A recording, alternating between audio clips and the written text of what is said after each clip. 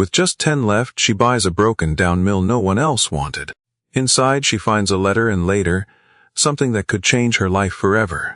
But the real question is, why does it feel so hard to leave? If you enjoyed this story, feel free to hit like and subscribe. It really helps me share more stories like this. And I'm curious, where are you watching from? And what time is it for you right now? I always love seeing how far these stories travel. Lena Carter had exactly $10 left when she bought the mill. Not $10 in her bank account. Not $10 saved somewhere safe. $10 total crumpled in the front pocket of her backpack, along with a receipt from a gas station and a key that no longer opened any door she was allowed to walk through. She hadn't planned on buying anything. That wasn't the point. The point was just to get through the day without being asked where she was going next, because the truth was, she didn't have an answer. It had started 3 days earlier, though it felt longer. The kind of longer that doesn't come from time passing, but from everything familiar disappearing at once. One argument too many. One slammed door. One moment where the place she'd lived in for years suddenly became somewhere she wasn't welcome anymore. By the time she realized no one was coming after her, she was already halfway down the street with her backpack and nowhere to go. She didn't cry, not then, not later either. Crying had never really solved anything for her. It just made people look at you differently.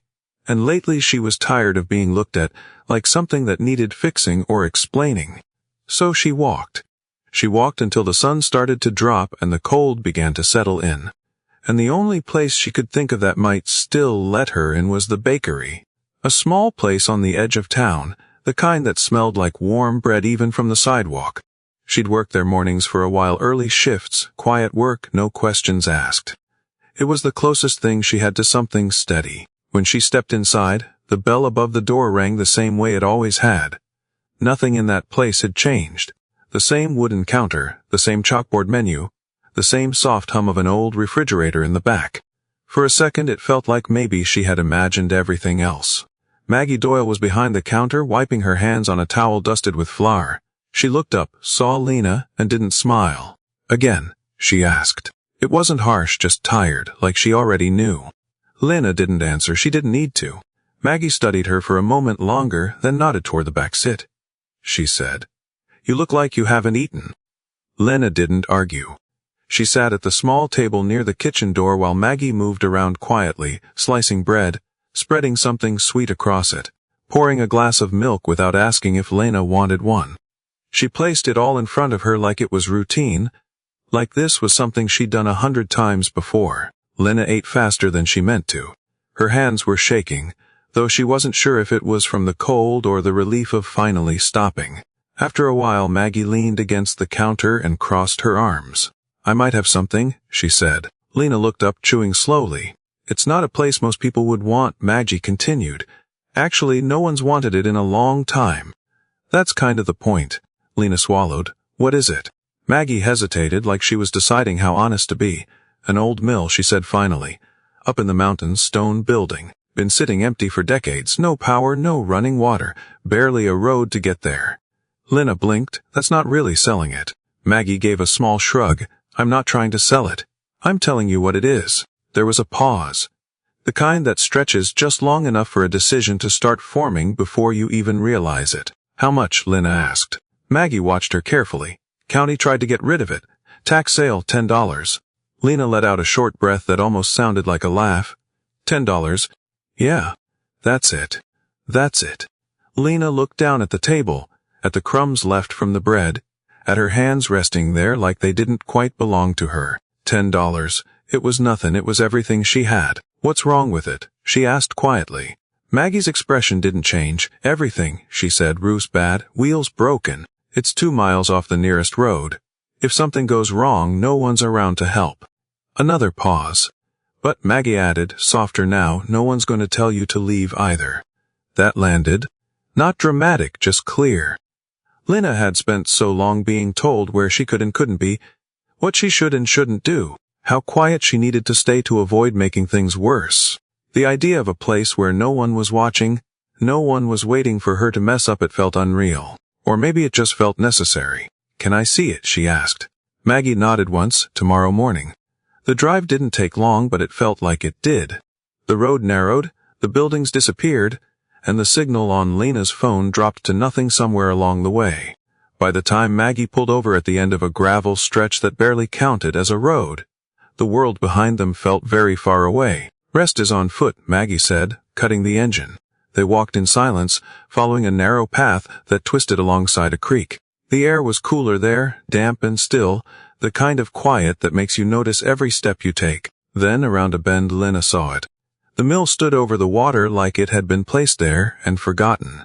Stone walls darkened with age, a sagging roof, a broken wheel hanging off one side like it had given up trying to turn.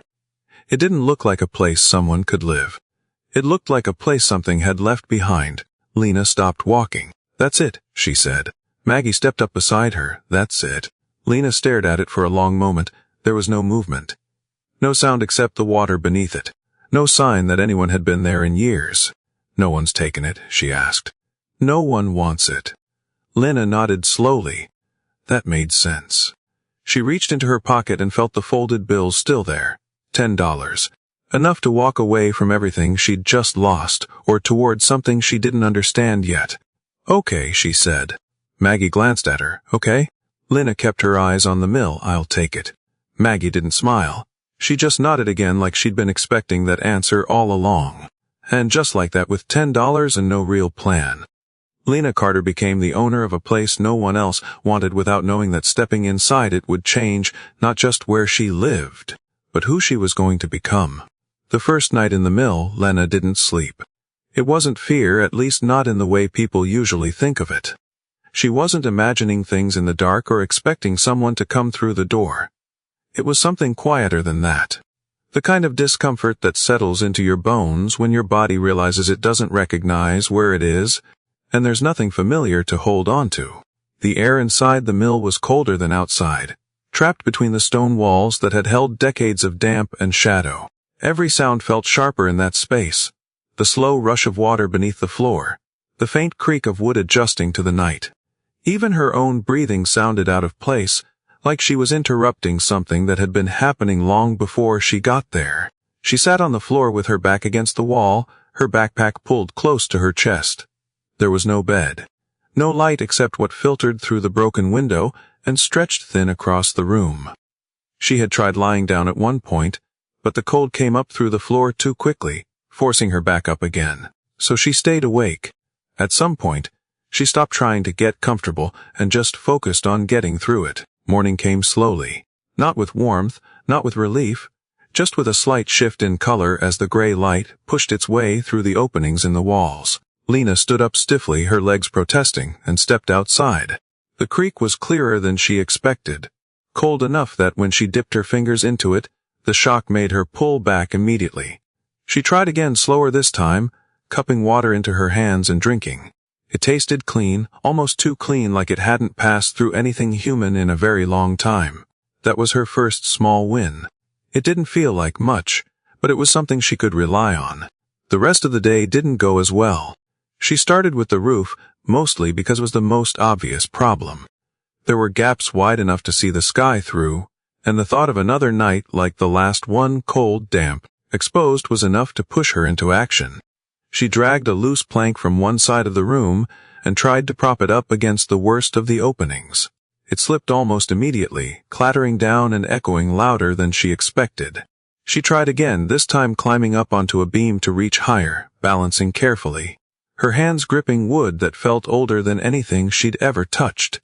It worked for about 30 seconds. Then the plank shifted, her footing gave out, and she dropped hard onto the floor. The impact knocked the air out of her chest. She lay there for a moment, staring up through the broken roof, blinking against the sudden brightness. Her shoulder throbbed, sharp and immediate, and when she pushed herself up, she could already feel the stiffness setting in. "Okay," she muttered, more to the empty space than anything else. That was her second realization.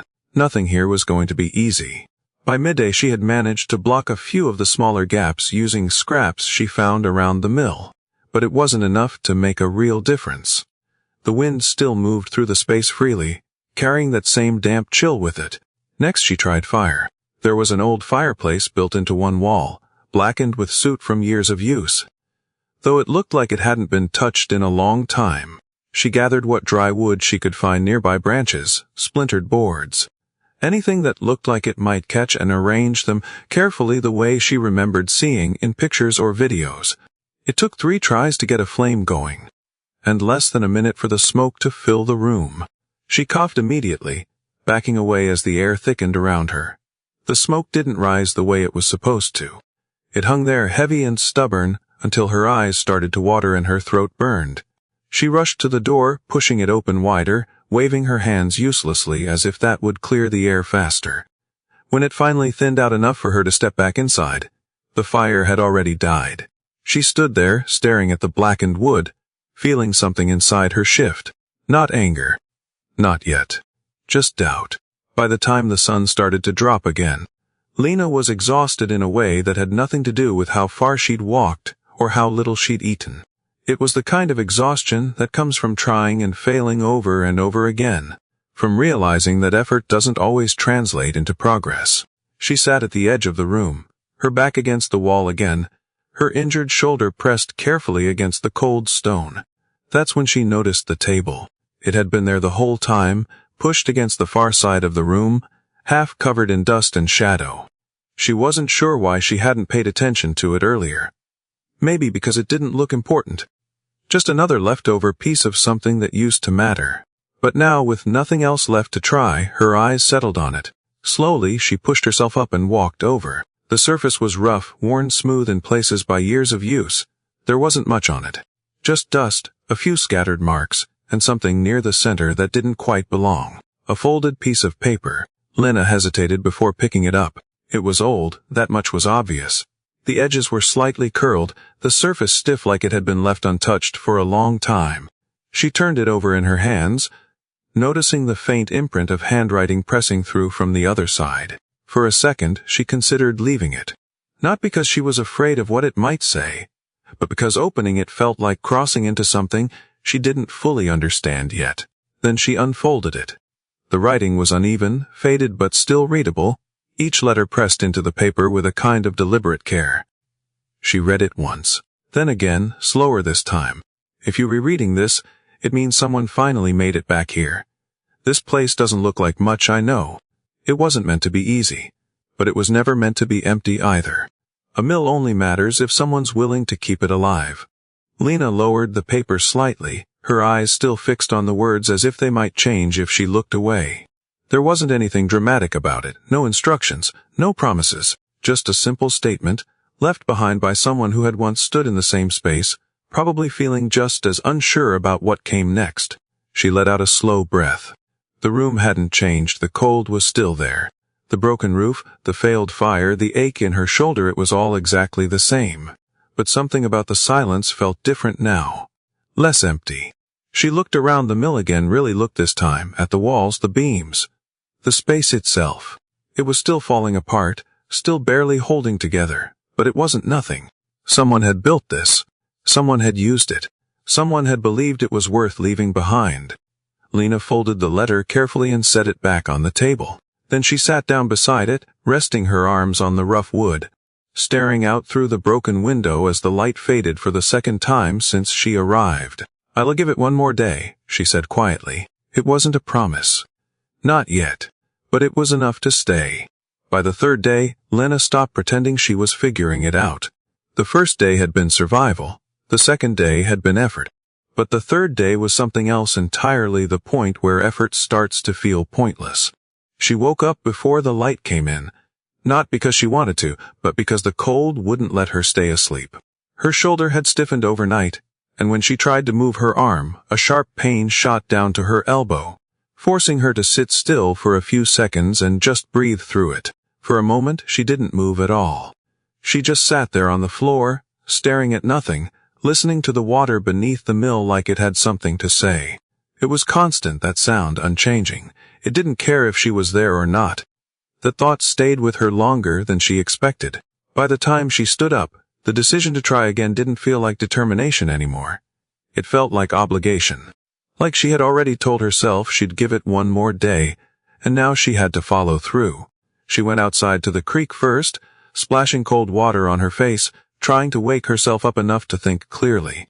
The air was sharper that morning, the kind that makes everything feel more exposed. She looked at the mill from the outside, really looked at it this time. It wasn't just broken, it was tired. The roof sagged like it had given up holding its own weight.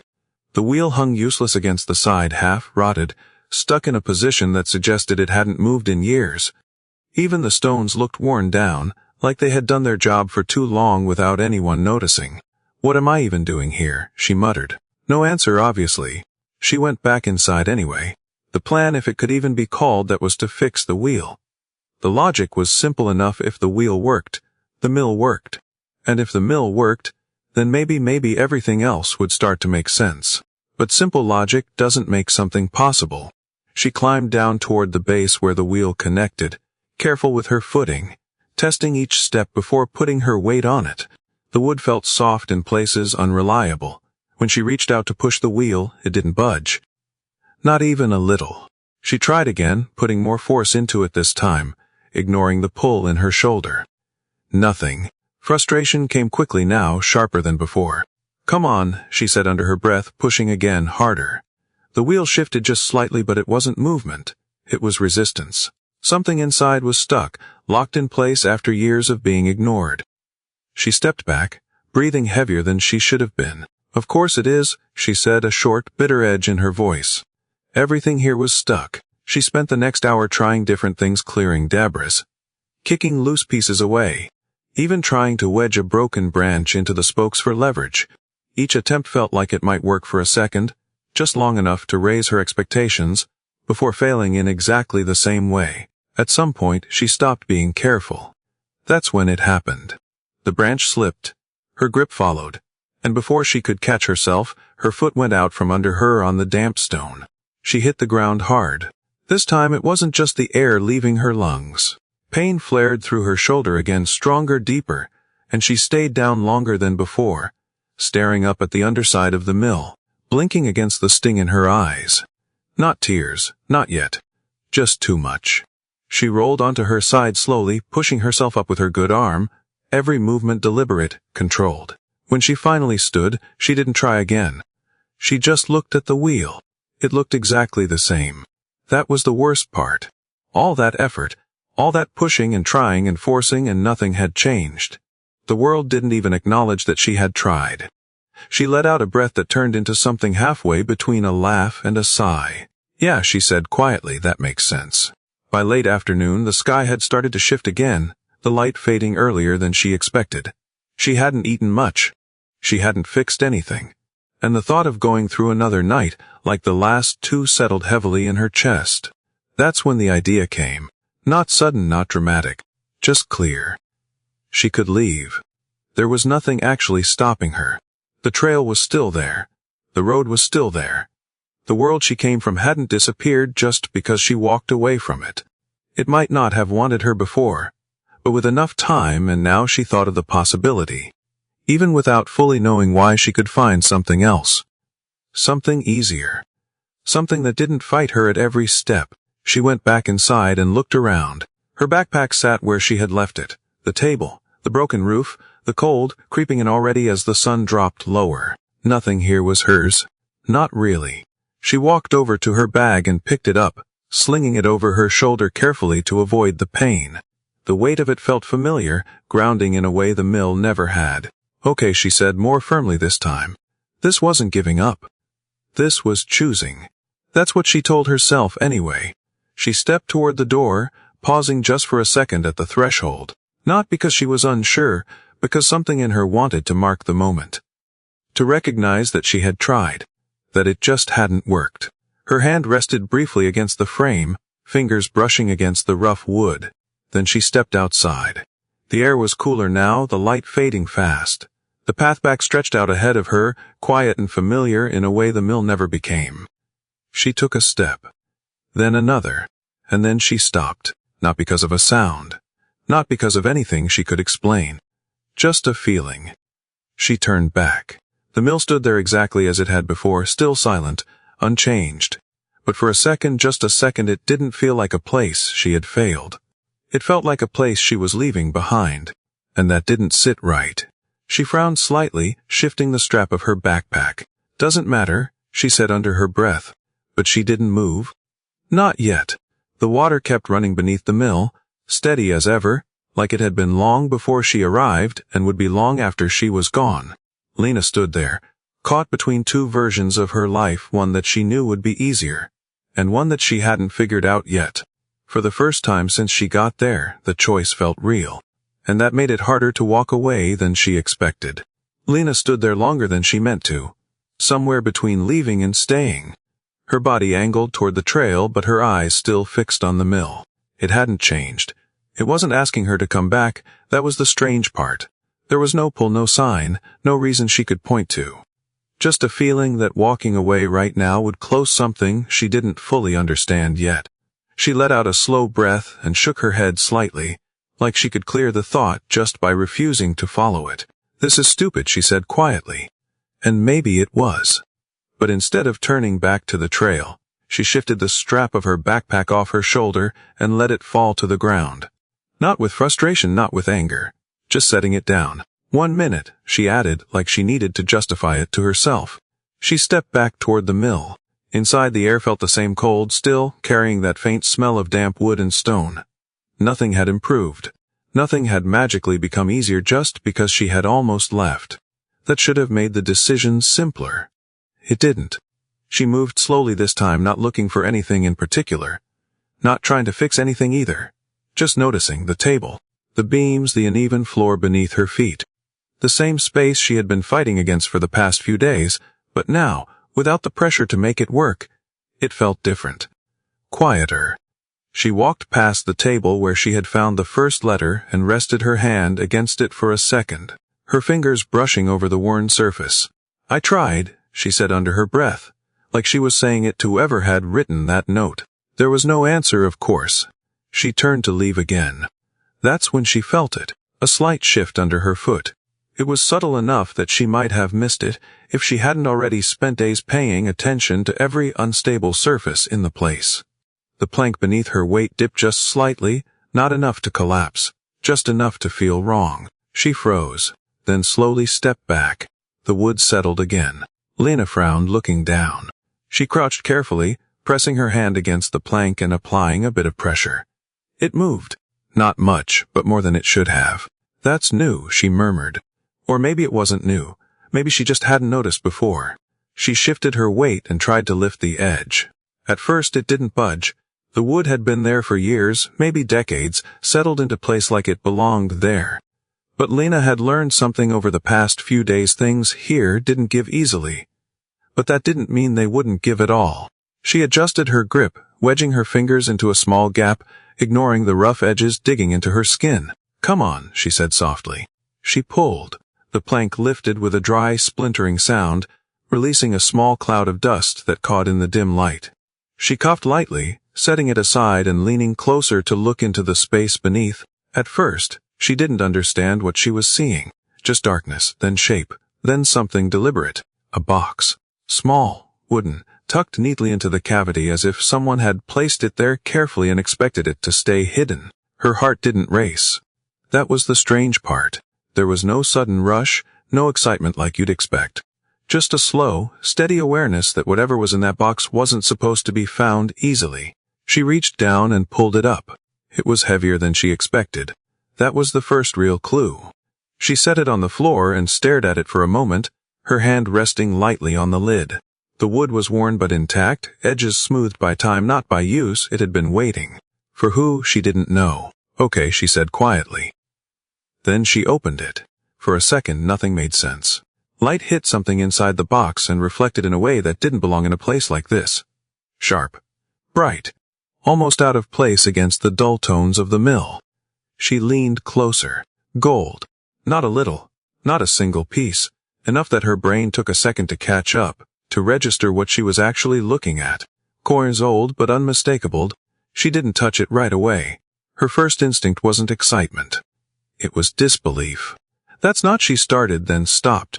Her hand hovered over the edge of the box before finally reaching in, fingers brushing against the surface of one of the coins.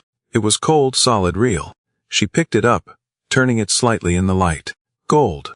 Actual gold. For a long moment she just sat there. The mill was still broken, The roof still leaked, the wheels still didn't turn.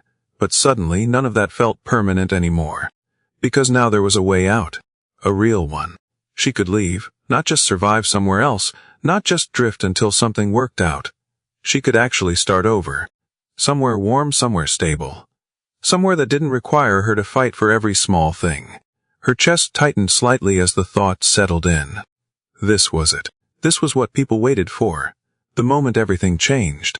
Her grip on the coin tightened just a little. Okay, she said again, softer this time. She could go back to town, sell it, use it. Build something better. No more cold nights. No more failing over and over again just to get through a single day. She set the coin back into the box slowly. That's when she saw it. Tucked beneath the gold, partially hidden, was another folded piece of paper. Her stomach dropped slightly. Not fear. Recognition. She reached for it carefully, pulling it free and unfolding it with the same hesitation she'd felt the first time. The handwriting was different, stronger, more deliberate. She read it once, her eyes moving quickly. Then again, slower. I thought about leaving too. She stopped there. Just for a second. Then continued. It would have been easier. Take what I had and walk away. No one would have blamed me. But places like this don't survive 'cause they're easy. They survive because someone decides they're worth the effort. Lena swallowed. Her eyes moved down the page. If you've found this, then you standing where I once stood. With a choice. I can't tell you what to do. But I can tell you this: what you build here will last longer than anything you take with you. The room felt smaller suddenly. Or maybe quieter. She lowered the paper slowly, her gaze drifting back to the box. The gold hadn't changed. It was still there, still real, still offering her a way out. But it didn't feel the same anymore. Not as simple. She leaned back slightly, resting her hands against the floor, the letter still held loosely between her fingers. You had to put that in there, didn't you? She muttered. No answer. Just the sound of the creek beneath her, steady as always. Lena looked around the mill again. Broken, cold, unfinished. But now, for the first time, it didn't just look like a place she had failed in. It looked like a place she could leave behind. And somehow, that felt harder than anything else she'd faced so far. Lena didn't make the decision right away. That would have been easier, just pick a direction, commit, and move. That's how most people imagine these moments. Like there's a clear turning point, some dramatic shift where everything suddenly makes sense. It wasn't like that. She stayed there on the floor for a long time, the open box beside her, the letter still in her hand. The gold caught the fading light from the broken window, reflecting it in small, sharp flashes that didn't belong in a place like this. It felt out of place. Or maybe she did. She read the letter again. Slower this time, like she was trying to catch something she might have missed the first time through. But the words didn't change. They didn't explain anything more, they just sat there. What you build here will last longer than anything you take with you. She let out a quiet breath. Yeah, she said softly, that's easy for you to say. Whoever had written that letter had already lived their life here. They had already made their choice. They weren't the ones sitting on a cold floor, exhausted, injured, and trying to decide whether to keep struggling or finally choose something easier. Lena looked back at the gold. This was real, immediate, practical, it solved problems. It didn't ask anything from her. She reached out, picking up one of the coins again, feeling its weight in her palm. It was heavier than it looked, solid in a way nothing else in the mill was. With this she started, but didn't finish the sentence. She didn't need to. With this, she could leave. She could find a place that had walls that didn't leak, a bed that didn't freeze overnight, food that didn't depend on her figuring things out one mistake at a time. With this, she could finally stop fighting. Her grip tightened slightly. The thought should have felt like relief. It didn't. Instead, something else surfaced, something quieter, harder to name. She glanced around the mill again, her eyes moving slowly over the same details she had seen 100 times already: the uneven floor, the worn beams, the broken wheel outside that hadn't turned once since she arrived. It was all still there. Still difficult, still frustrating, still unfinished. But now it didn't feel impossible. That was the difference. Before, every problem had been a dead end. Every failure felt like proof that she didn't belong there. Now, for the first time, the problems looked like work. Hard work, sure. Work she didn't fully understand yet, but not something beyond her completely. She set the coin back into the box, carefully this time. Then she closed the lid. The sound was soft, final in a way that surprised her. She rested her hand on top of it for a moment, her fingers still, her thoughts settling into something steadier. "I could leave," she said quietly. The words hung in the air. She nodded once, like she was agreeing with herself. "I could." Then after a pause, softer. "But I don't think I want to." That was it. Not a big realization, not a sudden rush of purpose. Just clarity. She wasn't choosing to stay because it was the right thing to do. She wasn't staying because of the letter, or the person who wrote it, or some idea of what the mill meant. She was staying because, for the first time in a long time, something felt like it could be hers. Not given. Not taken away. Built. Lena pushed herself up slowly, her body still sore, her shoulder still protesting the movement. Nothing about that had changed. She was still tired, still cold, still unsure how she was going to fix even half of what needed fixing. But the weight of it felt different now. Lighter, somehow. She picked up the box and carried it over to the corner of the room, setting it down out of sight. Not hidden, not buried again, just placed where it didn't need to be the center of everything. Then she rolled her shoulders slightly, wincing at the stiffness, and looked around.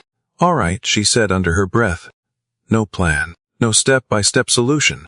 Just a starting point. The next few days weren't easier. If anything, they were harder. Because now she knew what staying meant. It meant getting up even when her body didn't want to. It meant trying again after failing the day before. It meant accepting that progress wasn't going to be fast or clean or even visible most of the time. She started with the roof again. Not because she suddenly knew how to fix it, but because she knew she couldn't avoid it forever.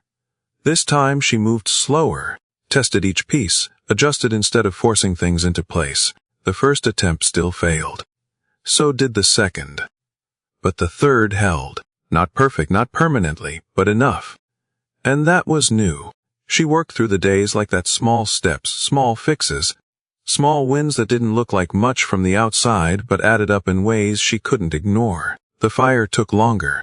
She had to clear the chimney first, coughing through the dust and soot, learning the difference between what looked right and what actually worked. The first clean burn felt like a bigger victory than it should have. She sat there watching it for a long time, the warmth spreading slowly through the room, through her hands, through the space that had felt so empty before. "Okay," she said quietly. That one felt real. The wheel was last. She saved it for when she had no other excuse left. Standing beside it again, she could feel the hesitation creeping back in. Not fear, just the memory of how many times it hadn't worked. "Don't think about it," she muttered. So she didn't. She worked, cleared what she could, replaced what she couldn't, adjusted the parts that were still salvageable. It took days. More than she expected, more than she wanted. There were moments where she almost walked away again. Moments where it felt like she was right back where she started. But she didn't stop.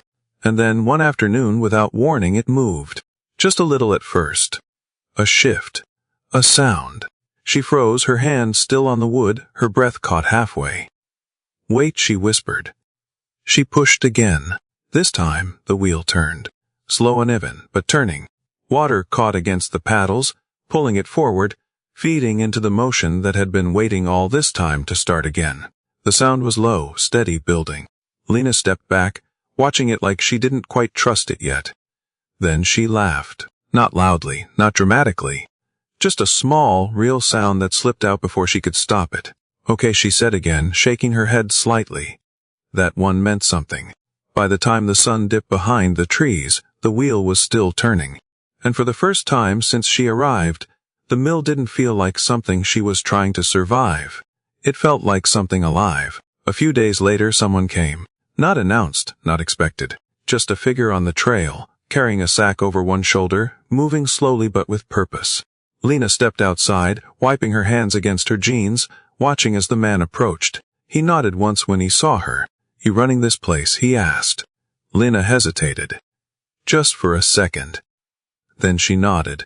"Yeah," she said. The word felt strange. But not wrong. He shifted the sack slightly. "Got some grain. Figured I'd see if this thing still works." Lena glanced back at the wheel, still turning behind her. Then back at him. "It does," she said. And this time, she meant it. Lena watched as he set the sack down near the door, the weight of it thudding softly against the wood. For a moment, she didn't move. Just stood there, listening to the sound of the wheel turning behind her, steady and real, like it had always been there. A few days ago, she had been ready to walk away from all of this to take the easier path, the safer one. Now, standing in the same place, it didn't feel like she had stayed behind. It felt like she had stepped into something that had been waiting for her. She glanced back at the mill, at the worn wood and stone that no longer felt broken, just unfinished. Then she looked at the man again and gave a small nod. "Let's see what it can do," she said. And for the first time, she wasn't trying to survive anymore, she was building something that might actually last. If there's one thing this story stays with me, it's this: most people think a better life comes from finding the right opportunity. Something easier, something that pulls you out of struggle. And yeah, sometimes it does. But more often than not, the real shift doesn't come from what you find, it comes from what you decide to stay and build. Lena had every reason to leave. No one would have blamed her. She was given a way out, a clean one, the kind most people spend their whole lives hoping for. And honestly, that's what makes her choice matter. It wasn't forced, it wasn't survival anymore, it was a decision. She chose something harder, slower, less certain, but more real. I think a lot of us have our own version of that moment. Maybe not a broken mill in the woods, but a point where we retired, where things aren't working, where walking away feels like the smartest move. And sometimes it is. But sometimes walking away just means starting over somewhere else with the same unfinished parts of ourselves. What Lena figured out, maybe without even realizing it, is that meaning doesn't come from escaping difficulty. It comes from facing it long enough to change something. Not everything, just something. A roof that holds. A fire that finally stays lit, a wheel that turns even if it's slow at first. And that kind of progress doesn't look impressive from the outside. It's quiet, it's frustrating. Most days it probably feels like nothing is happening at all. But over time those small, stubborn choices add up. They turn a place that couldn't hold you into something that depends on you. And more importantly, something you can depend on. So I guess the real takeaway isn't about staying or leaving. It's about being honest with yourself when you finally have a choice. Not the choice you make out of fear, or exhaustion, or habit, but the one you make when you stop running and actually ask, what am I trying to build? Because at the end of the day, the things that last, the things that actually matter, aren't the ones we escape into. They're the ones we stay and work on, even when it would be easier not to. And sometimes, the place you almost walked away from ends up being the place that changes you the most.